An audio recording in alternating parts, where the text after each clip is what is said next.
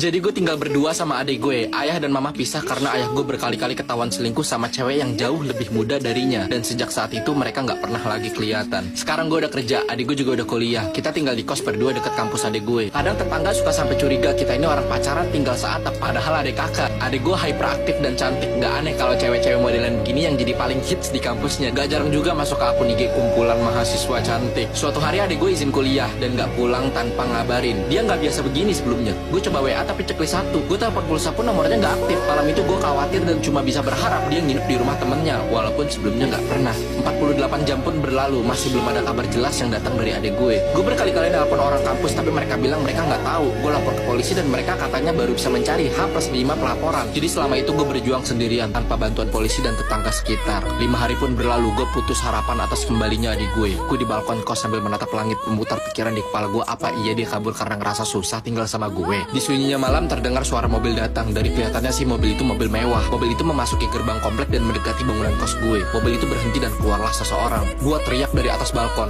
"Ya ampun adek, kamu habis dari mana?" Gue lari turun ke bawah dan nyamperin ke pintu depan. Dengan posisi excited, gue memegang kedua pipi adik gue dan memeluknya dengan erat. Gak lama terlihatlah sosok pria keluar dari mobil mewahnya. Kemeja putih, dasi merah, sepatu pantofel, dan wajahnya bapak-bapak tua walaupun tetap kelihatan keren. Gue melepas pelukan adik gue dan menghampiri pria itu. Gue memeluknya sambil nangis dan nanya, "Ayah kemana aja sih selama ini?" Ayah gue melepas pelukan gue tanpa berkata sedikit pun. Ayah gue masuk kembali ke mobil dan meninggalkan gue berdiri di depan gerbang kos. Gue sedih, tapi gue baru ingat adik gue. Gue lari balik ke kamar dan ngeliat dia kayak lemas, lesu, dan sedih banget. Gue coba tanya dia kenapa, tapi dia diem aja. "Adik kenapa? Kok tumben diem aja? Biasanya kan kamu gak gini." "Ayah bilang apa sama kamu? Ada kabar apa?" "Ayah bilang kabar tentang mama nggak? Mama sehat." Dari banyaknya pertanyaan gue, adik gue cuma bengong dan meminta gue keluar kamarnya. Gue pun dengan pasrah balik ke kamar dan tidur. Nah kemarin adalah bulan kedua semenjak adik gue ketemu ayah, dan sampai saat ini pun dia masih sering bengong dan gak pernah mau gue ajak ngobrol. Malah sepertinya tambah memburuk ya, tatapannya selalu kosong kayak orang gimana gitu. Seminggu belakangan ini banyak banget paket yang datang ke kos yang ternyata barang-barang semacam